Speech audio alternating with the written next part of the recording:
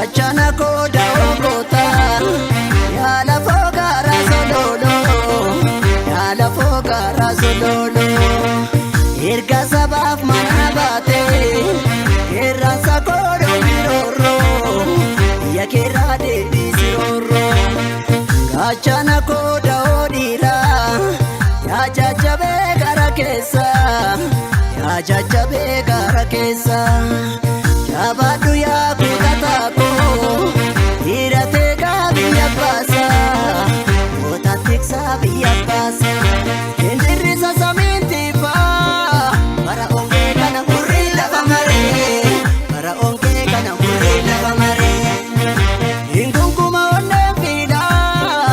onne challisu ya dunyare aliberanjiru warana male chapsiseni male aliberanjiru Siseni male ole ndachana warana saba luliya wobo laminsu makaba ole ndachana warana saba luliya wobo laminsu makaba loli rabbiya lola loli masakeke lumbu galankamne saba saforeke loli sarera kabartef loli kajelchisu barbachisu ole ndachana warana saba luliya kero laminsu makaba ole ndachana warana saba luliya kero laminsu makaba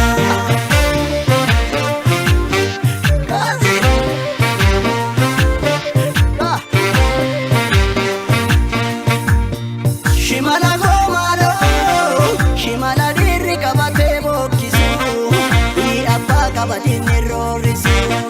shimala gomalo atina rade situeka anisumana lo firraeka shimala gomalo erian parso kapson tatu baka machote tikuftin katu shimala gomalo farmata dira kalesu jirangarafse na balesu shimala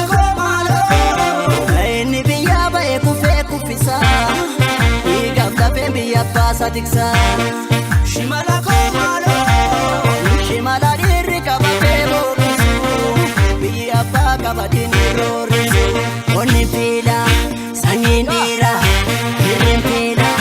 ilmondira warana male warani male warana male warani male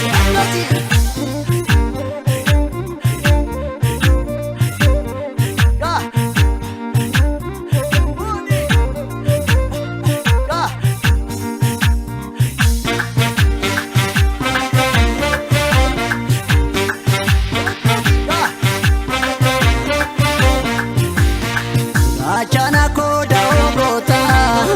yala fogara sololo yala fogara sololo erga sabaf manabate irransa kodo miroro yakira de bisiroro achana koda odira ya jajabe garakesa ya jajabe garakesa Abadu ya kutatako irate gabiya pasa otatiksa biya pasa indirisa saminti pa para onge kana kurila kamare para onge kana kurila kamare ingunguma onne pida onne challisu ya dunyare aliberanjiru warana male chapsiseni male aliberanjiru warana male chapsiseni male ole ndachana warana saba luliya wobo laminsu makaba ole ndachana warana saba luliya wobo laminsu makaba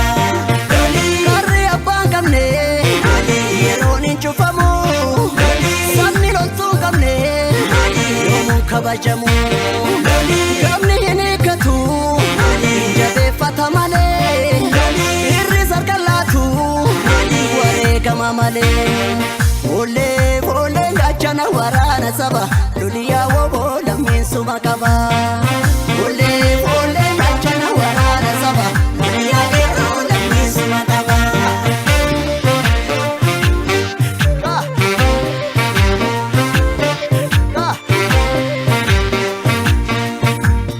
Shimala goomaaloo shimala dhiirri qabatee bookkisu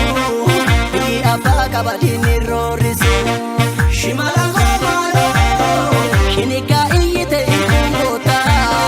sabanganii seenaa si gaafata.